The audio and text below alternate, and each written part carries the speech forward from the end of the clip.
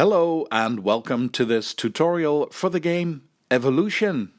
It's not all too complicated, but it does have a few smaller rules that might sound confusing. But when you play the game, things will become clear as you go along.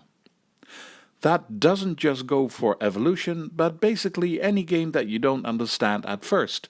The more you play, the quicker you get a good grasp on new games.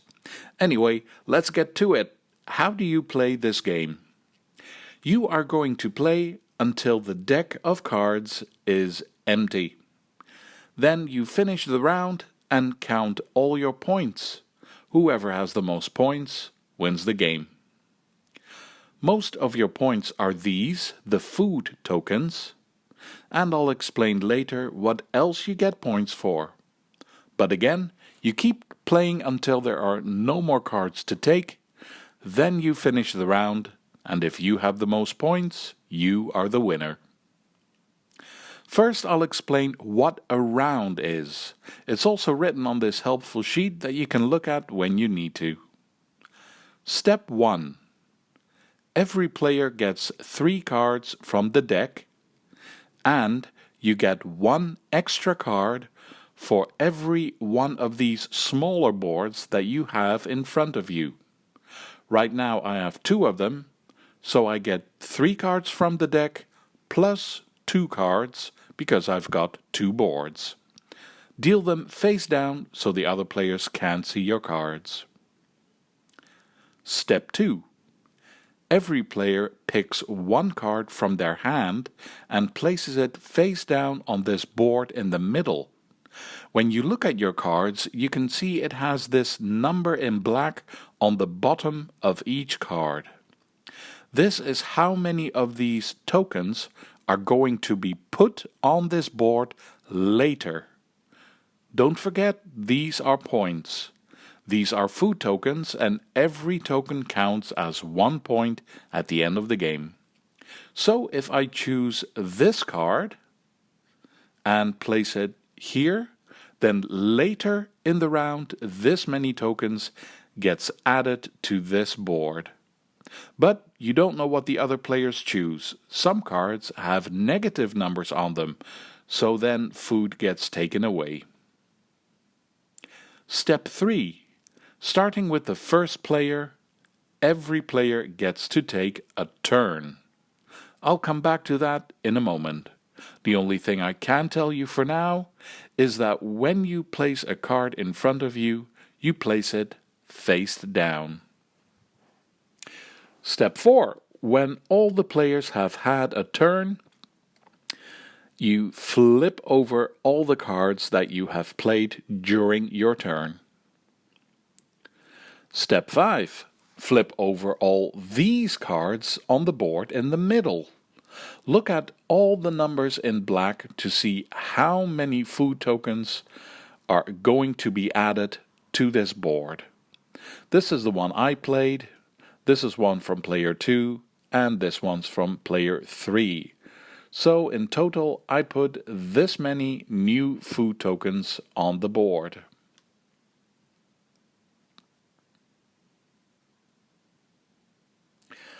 Step 6. Starting with the first player, each player can take 1 food token from the board. If you have a card that says you can take extra food, you take more. When every player has taken as much food as they can take, the round is over. Pass the first player dinosaur and start the next round. Let me quickly repeat that. A round is get new cards, place 1 card on this board for later to place food tokens. Every player gets a turn. Reveal cards you've played. Reveal the cards in the middle board and put food there. And end the round by taking food. Now, what do you do when it's your turn? After every player has received new cards and you've placed 1 of them here, it's time for each player to get a turn. When it's your turn, you can keep going for as long as you want to. There are 3 actions you can choose from. 1. Discard a card to take a new board. Just put your card on the discard pile, take the new board and place 2 cubes in the lowest number. This is a new animal, and you start giving it cards to show what kind of animal it is. 2. When it's your turn, you can also choose to discard a card and then take one of your cubes and place it 1 space up. The green track is for how many animals there are. The brown track is the body size of your animal. 3. The last thing you can choose to do when it's your turn is place one of your cards face down by one of the boards. You can have a maximum number of 3 cards per animal. If you are with 2 players, you can only have 2 cards per animal. So again, when it's your turn, you can keep going for as long as you like. You can choose to discard a card to take a new board, or discard a card to move 1 cube up 1 space, or place one of your cards by your boards. If there's a card out in front of you that you don't want anymore, you can just remove it and put it on the discard pile. But that's it. That's what you can do when it's your turn. Also, I'm not going to explain what each card does. It's written on them. The cards speak for themselves. If something isn't clear, just take out the rulebook. Everything is quite easy to find. But there are a few things I'd like to explain. The first thing is that each animal eats plants. These tokens with something green on it. Unless you choose to play this card in front of you. This animal eats meat. And when it eats, it doesn't take a token from the middle board, but it eats another animal that's on the table and then takes tokens from the supply. If you flip the token over, you can see there's meat on the other side of it. But I'll come back to this later. This green track, population. Why do you need more? Because the higher the population, the more food you are allowed to take at the end of the round. If there's only 1 animal, it will only need 1 food. So get a higher number to take more food. The brown track, body size. The most important thing is that it could protect you from being eaten. There are also cards that can protect you against that. Just take your time to read every card in your hand carefully. Moving on to eating. The last thing you do every round is get these food tokens. If you eat plants, you get them from here. If you are a carnivore, a meat eater like this one, you take it from the main supply. So, starting with the first player, every player gets to eat.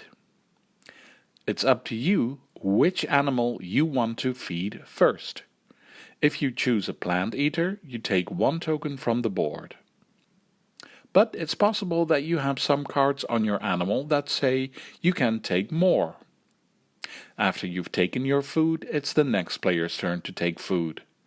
When it comes back to you, and there is still food to take, you get some more tokens. You keep going round and round until it's not possible anymore to take food. And you can't take more food than there are animals. If your population is 2, you can only take 2 food tokens for this animal. And finally, the carnivore. When it's your turn and you have this meat-eating animal, you can choose to pick this animal to feed. In that case, you pick an animal and eat one of them. Of course, you try to eat an animal from another player, but it's possible you can't eat them, and then you have to eat one of your own animals. Some rules.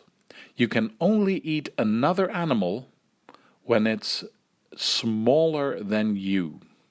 It has less body size.